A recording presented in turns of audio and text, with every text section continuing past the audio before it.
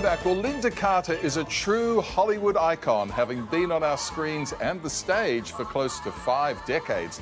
And this year, she's celebrating 45 years since she was catapulted to superstardom when she became Wonder Woman.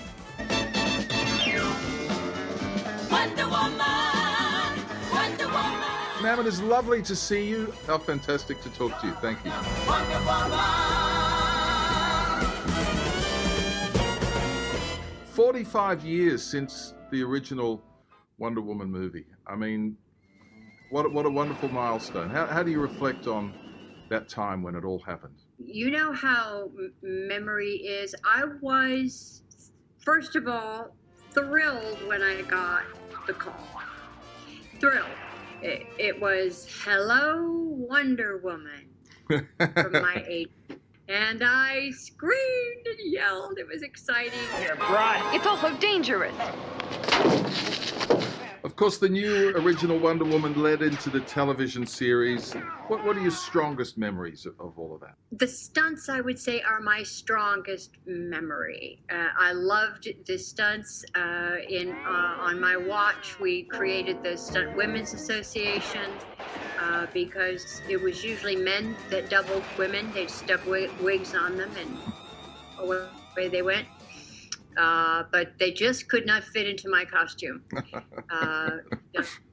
Yeah, and boy, I tell you, I can throw a punch. I'm sure, well, as we know. Were you aware at the time just how inspiring and empowering Wonder Woman was to a whole generation of women? Yes, in many ways I knew because I was inspired as a young girl with comic books of Wonder Woman. I think that it was part of those days of women's lib, of women's empowerment, women's magazine, Burn the Bra. It was a lot of things, and we were out there in force to show ourselves, and to have the opportunity to do that in the character of Wonder Woman was a thrill.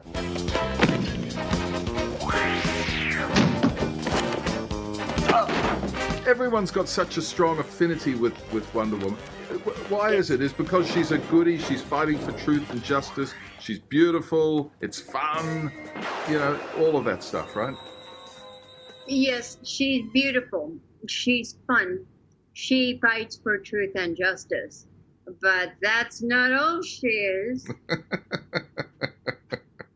Is that all your wife is? Is that all any woman is? No, she's smart. She's, you know, she's good. She's loving.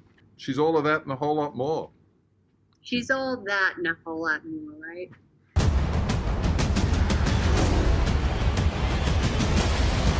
You have very difficult footsteps to follow. It must have been amazing to see Gal Gadot up there on the big screen first up. Was it confronting at all, or was it just solely embracing? You know, that's a very good question. I think people have always wanted me to be controlling of that, of the character. But I had such faith in her and such faith in Patty that I knew it was going to be great. I really knew it was. And I was full of tremendous emotion. And I've watched it many times. It still fills me with emotion.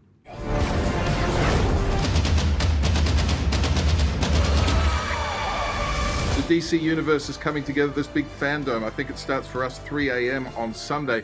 Tell us about it. It's a virtual get-together. What can we expect? Well, you know, I was thrilled to be a part of it and on a panel, and I am going to be a big surprise for that panel. I think the whole thing is really first of its kind and very unusual, and I'm thrilled that fans have a place to go to experience all of this. Apparently you were asked to appear in the 2017 film, but you couldn't because of scheduling problems or something. Right. Are you part of the new one? Have you got a cameo in there? Come on. Come on. I think that Gal and Patty have everything in hand, and I just can't wait to see the film. Goodness gracious, great for the fire. Kiss me, baby. Tell us about music.